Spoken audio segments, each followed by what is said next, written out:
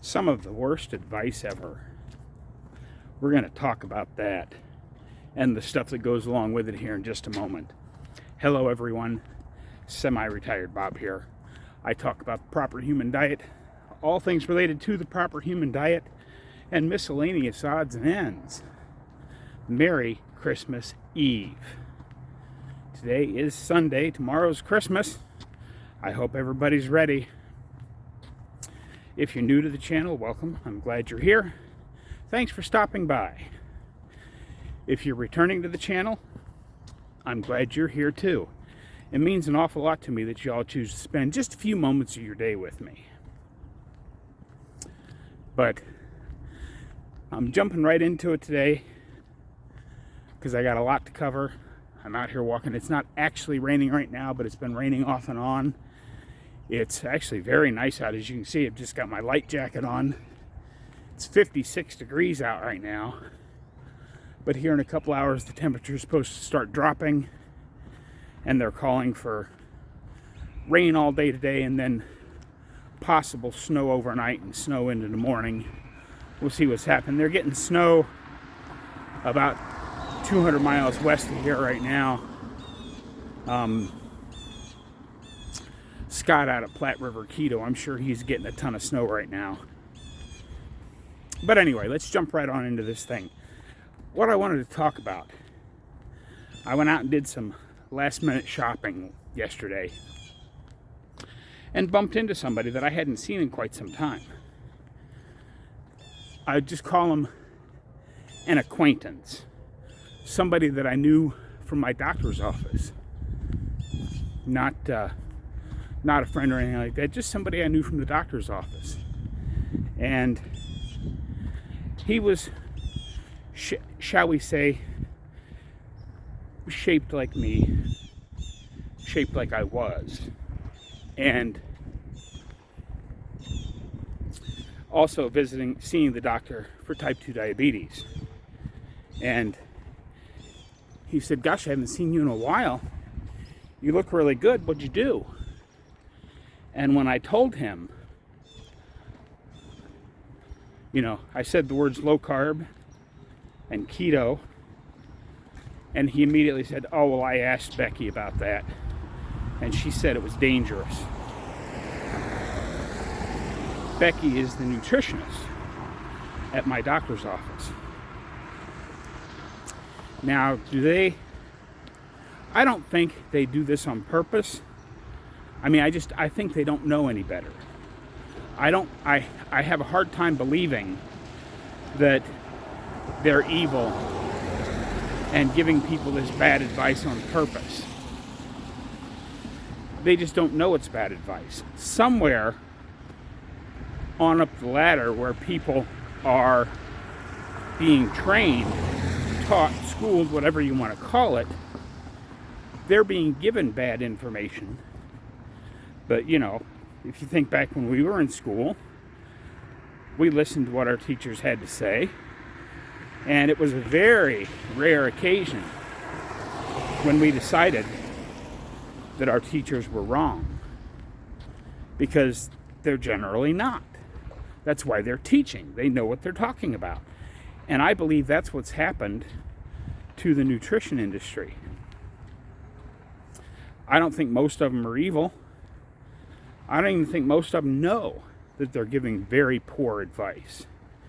And just to bring you up to speed, I talk about this quite a bit when I do interviews, but I don't say it on this channel very often.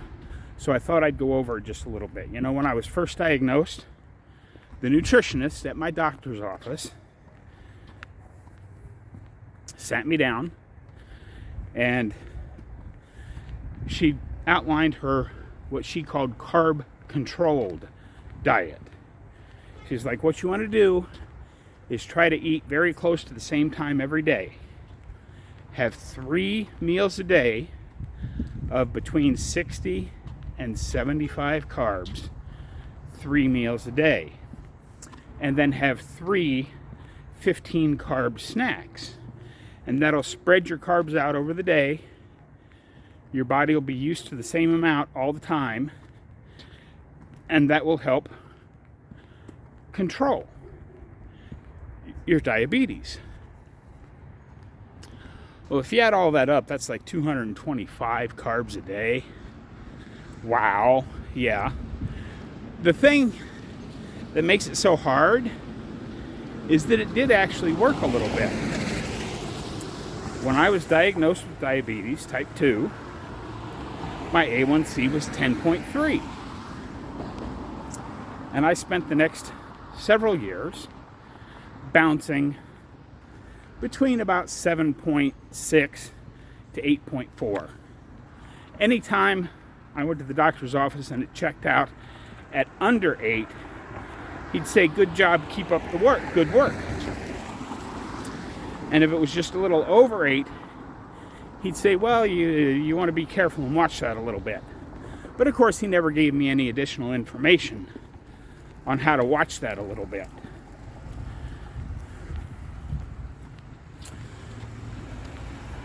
As we know now, those of us who have been studying this very carefully for the last couple of years, in my case, in your case, however long you've been at it, we now know that about 5.6 is the cutoff, and anything above 5.6, you're probably doing damage to your body. Albeit if your A1C is 7.6, you're doing less damage than when your A1C was at 10.3. But you are still doing damage. Like I said, I don't believe that most of the people, most of the dietitians and even doctors, I don't believe they are intentionally giving us wrong advice. I just think they don't know any better. And that's the real crime in all of this, is that whoever instituted the guidelines, whoever's teaching these kids, because they don't know any better. Bottom line, and I know I just talked about this a couple of days ago, but because I ran into this person, I felt like it was important to talk about this again. There is no better remedy for type 2 diabetes than to just stop pouring carbs in your face. I know I say that a lot, but I don't think I can say it enough either, because this is what we're up against, folks. We're up against decades of bad science and bad advice. So we've got to keep spreading the word. You can help me spread the word by giving me a thumbs up, dropping down in the comments and say, "Hi, Bob." And if you haven't subscribed yet, please do.